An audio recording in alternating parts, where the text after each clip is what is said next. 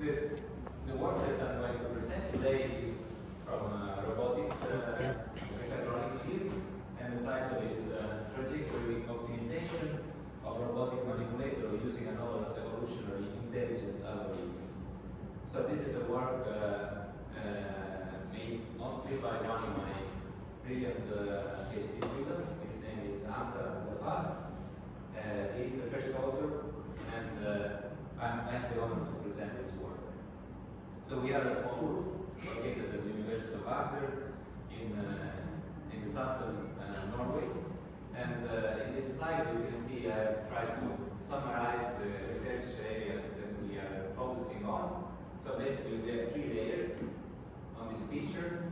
The core layer in the middle is represented by carriers, robots that can carry sensors and add-ons, and they can operate on different environments. They can operate on aquatic regions, above the surface or below the surface.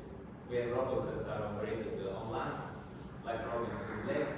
They are bio-inspired. Robots without legs, like snake robots, and then we also have aerial robots. On the top, we have additional devices that you can add on top of these robots, like manipulators, beakers, and so on. But the layer we really care the most is the one at the bottom of this picture here, is the interface with humans, because the overall concept we are working on is this idea of human-robot teaming. So machines and humans working together really closely. So in this figure you can see some interfaces to connect robots with humans. Like for example, brain interfaces. We have wearable devices like gloves that are sensorized. We use gesture-based interfaces and so on. So at the bottom we have our members of our group. And yeah, this work that I'm presenting will not be possible without their contribution. So we talk about the idea of human-robot teaming.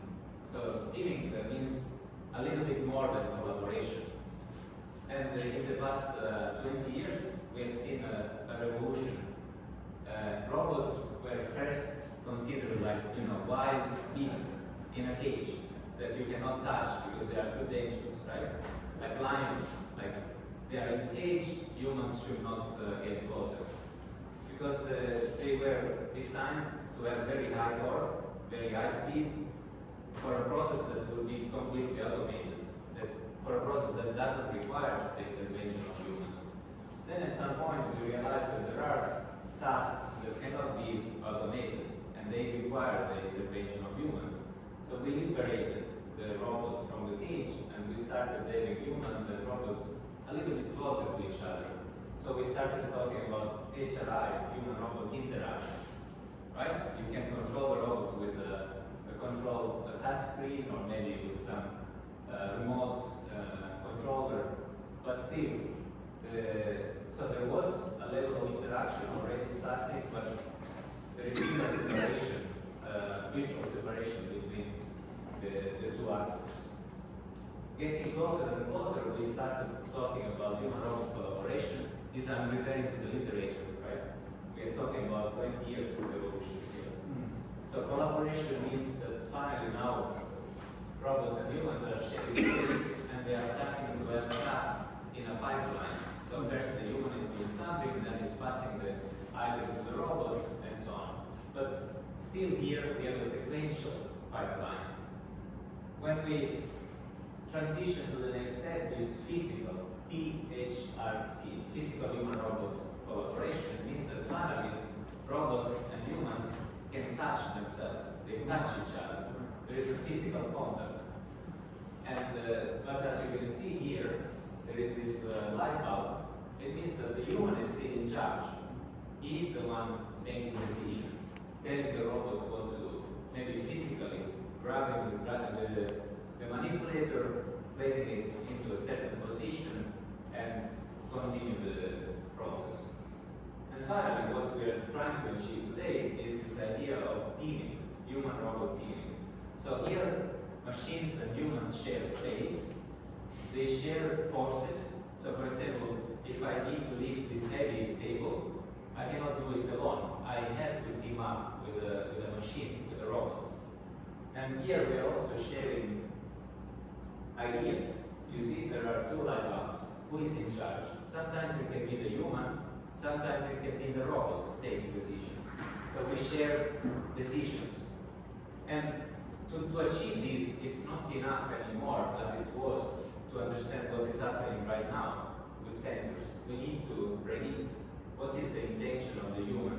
Okay, I want to lift this table, but I want to bring it to the other room, so the robot must know my intention. So we think about prediction in this case. And this process has been, the human-robot teaming concept is now, it requires three essential key elements. Better sensors. So sensors, not only as we used to have sensors just on the robot, we need sensors on the human, because we need to predict the intention of the human. We need sensors in the environment, so better sensors, ubiquity sensors. And then the next key element is better actuators, better motors, because before here we have very strong high torque motors, but these are not safe. At that level of teaming, we need motors that are safe, intrinsically safe. So we are building motors that are hybrid, soft. So if there is a collision, a physical collision with the human, it's not a problem. Part of the energy will be absorbed and we will not harm the person. And third, we need better software, like as previously you mentioned in your specific field, we need better software that is finally happening with the advent of machine learning, right? To do prediction. So this is a quick introduction into the topic. And today, just to dig into the specific work that we are presenting, we are going to present a method for tuning PID controllers for a robotic manipulator in a context of human-robot teaming. So that manipulator is going to operate with humans around. So we need the manipulator to be safe and precise. And for the tuning of the PID controller, we take inspiration from nature. So first of all, I know a PID is familiar, is a concept familiar to everyone. What is a PID?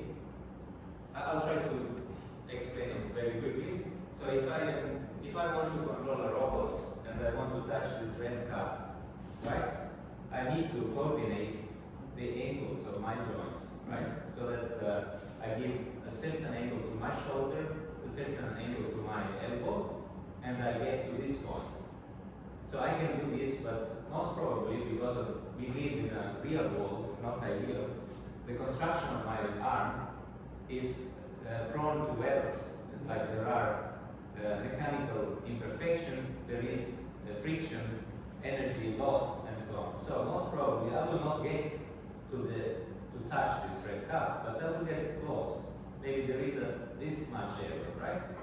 So engineers have tried to solve this problem, and the simplest way to do is to use a PID controller. So once I get here, I will literally try to pull my finger down with a spring, with a visual spring. That's the proportional element in the PID control, the P. And then I will also try to compensate for possible oscillations. That's the damper element, because I'm getting closer, but most probably my arm has small oscillations, even like my human arm, right?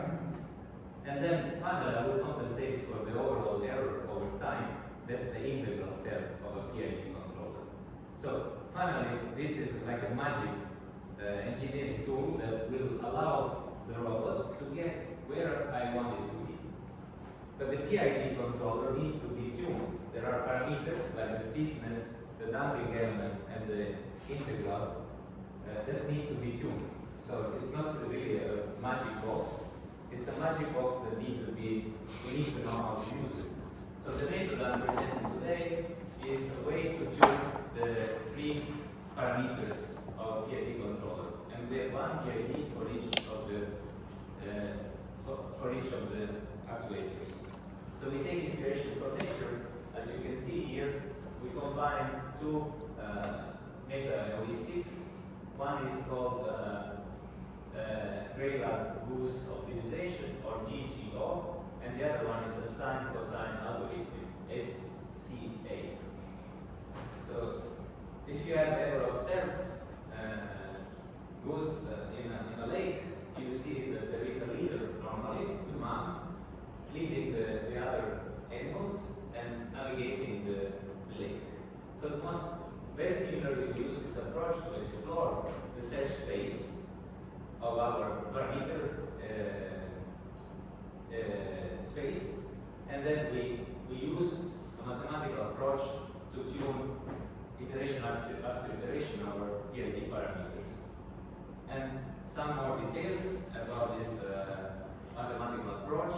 Here on the left side there is a figurative explanation of how the GGO, the Boost Optimization algorithm, works. There is no time to go too much into the details of this, but as you can see, there is a leader, the others are following the leader, and then we, little by little, we get closer and closer to the best solution. So that's for the exploitation phase. So we exploit the space, and then once we get closer to the best solution, we refine the exploitation with sine and cosine algorithm. So there will be some small oscillations around the best solutions. And the contribution of this work is to combine these two algorithms. Here we have step-by-step the steps of the GGO algorithm. So we have a random initialization, then we evaluate the fitness, then we select the leader, and we update the movement of the leader and the other agents. And we update the speed, and the termination is we repeat the process until stopping criterion, which is considers the different matrix that I will explain later. This is the sine-cosine algorithm. So this is for refining our solution. Again, we have a random initialization. We evaluate the fitness. We find the best solution. We update the movement. We adjust the parameters, and then we repeat the iteration until a stop point. And in this figure, you can see how we have combined the GGO and SCA algorithm, and how we have three different controllers, one for each joint. So it's a 3 degrees of freedom robotic manipulator. And there is a control loop. As you can see, there is a feedback loop. We evaluate the error, as I mentioned here. If I want to touch this red cap, I need to assess how far I am from my target. And we feed this error back here and compare it with the desired target. So, and here we have the parameters that we have considered in terms of mass, for the link 1, 2, and 3, the moment of inertia, the length, and the cross-section area. So this is a specific table representing our robotic arm. And here we have a comparison of the three methods that we have considered. So the proposed one is the combined GGO SCA. And then we compare the combined approach with the two separate approaches already existing, the GGO and the PSO, and we compare it across three different matrices. The three different matrices are these ones: minimized error using diagonal-based function, LBF. The second matrix, integral of absolute error. And the third metric is time-weighted absolute error. So basically, it's the way to assess how far are we from the desired position. And we use these three different matrices and compare the proposed combined algorithm against the single algorithms, GGO and PSO, which are the red and green dashed line. So as you can see, the black line, which is the proposed algorithm, is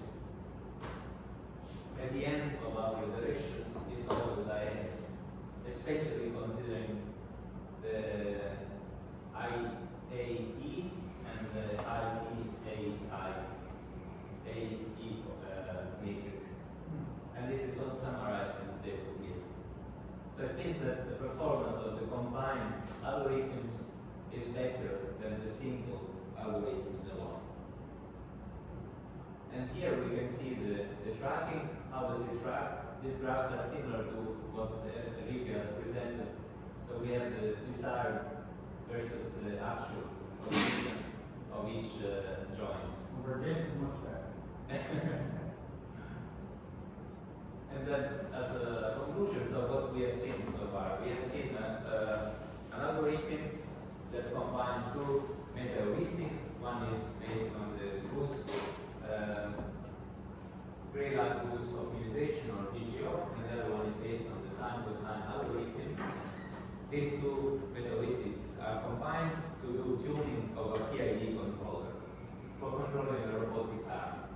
And we've seen that the combined algorithm outperforms the single meta-heuristics, and we believe that this algorithm can be used also for other control problems. And of course, as a future work, we want to extend the tuning to a robot with more degrees of freedom, and also because then you start having problems like singularities. Singularities are appearing when you have a number of degrees of freedom. For example, I can touch this red cup in different ways. You see? I have multiple solutions for my robot. I can have my elbow up or down. And some of these solutions can be useless. So for example, if I want to drink out of the bottle, it's useless to grab it like this, right? Because I cannot drink. So we can make some cut of the search space based on the task. So these are elements that we want to consider in the future. I'll be happy to answer. Okay, thank you.